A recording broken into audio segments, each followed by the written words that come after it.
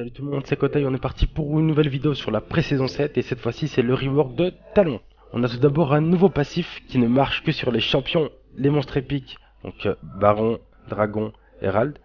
Et ce passif va être que chaque spell va appliquer une marque pendant 6 secondes. Votre but va être de stacker ces marques 3 fois. Et une fois ces 3 marques stackées, une auto-attaque de Talon sur le champion ou sur le monstre épique va causer un saignement qui fait beaucoup de dégâts et qui dure pendant 2 secondes.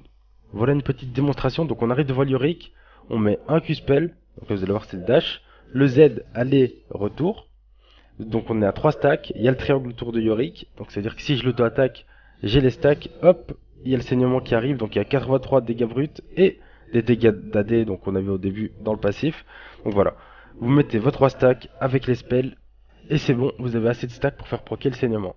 Bon, avec le passif, j'ai dû vous spoil des spells, mais bon. On va commencer par le Q-spell. Le Q-spell, c'est quoi? C'est un dash. Il dit un certain nombre de dégâts avec des dégâts physiques. S'il est cast en mêlée, particularité, il va pas dash, mais ça va crit, donc c'est intéressant. Avec beaucoup plus de dégâts. 150% des dégâts, pour être précis. Et dernière particularité, si Talon tue un creep avec ce Q-spell, il va récupérer des HP et il va refund 50% de son CD. Donc il va récupérer 50% du CD du Q-spell. Donc voilà une petite démonstration, comme vous le voyez, je vais dash sur le gros creep, je vais récupérer le CD du Q-spell et je vais me heal un peu, donc je crois que c'est 21 ici.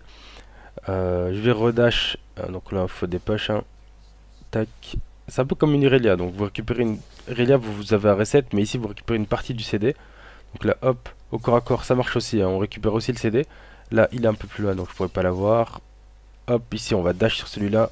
Donc là vous voyez je l'ai raté, du coup je vais avoir le CD total et je me fais pas refund de HP du tout. Le Z vous l'avez déjà vu, c'est des lames que vous envoyez en cône comme avant. Ça avance un peu lentement, ça revient très vite. Ce qui est bien c'est que ça applique 2 stacks si vous faites aller-retour sur la cible que vous visez. Il n'y a rien de vraiment nouveau, vraiment incroyable à part la vitesse des projectiles etc sur le Z. C'est comme avant, c'est juste un peu différent au niveau des mécaniques et ça applique 2 stacks de passif. Ce qui est important maintenant et ce qu'il était moins avant. On passe au E qui est le sort le plus marrant et le plus innovant entre guillemets. C'est qu'en gros vous allez pouvoir sauter au-dessus des structures, des murs, etc. en ayant 2 secondes de CD sur le saut, 150 secondes de CD sur la paroi sur laquelle vous venez de sauter, et 0 coup en mana. Du coup bah vous pouvez vraiment faire le tour de la map ou int très vite. C'est le mec qui donne des idées à ses viewers. Avec le E de talon.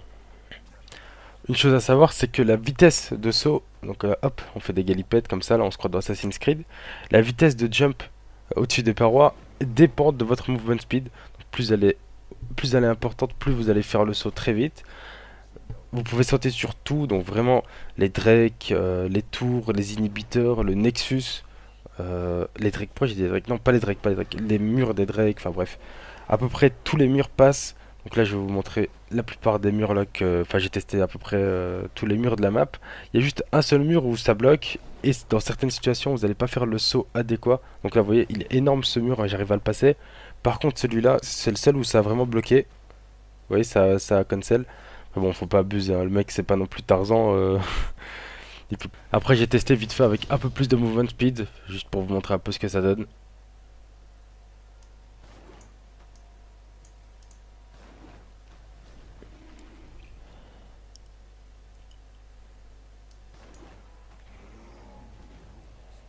Et enfin, dernier spell de talon, l'ultimate qui n'a pas vraiment changé. Ou alors, j'ai dû pas voir le petit changement qu'il y a eu. Ce qu'il faut savoir, c'est que l'ulti fait un stack de passif, voire peut-être 2 si le premier proc aussi, mais j'ai pas testé, je viens d'y penser que maintenant en regardant le replay. Un autre truc, c'est que l'ulti de talon maintenant va donner l'état d'invisibilité qui est différent de celui de la saison 6. En saison 7, il y aura une distinction entre le camouflage et l'invisibilité. Des persos comme Evelyn, c'est des persos qui ont le camouflage et qui du coup sont visibles par les pinks. Les persos comme Talon avec leur ultimate, comme Rengar avec leur ultimate, c'est des persos qui sont invisibles et qui du coup ne sont pas visibles par des pink wards. De ce que j'ai compris, peut-être qu'il y a une erreur là-dedans, mais normalement c'est le principe. Et c'est ce qui va se passer avec l'ulti de Talon.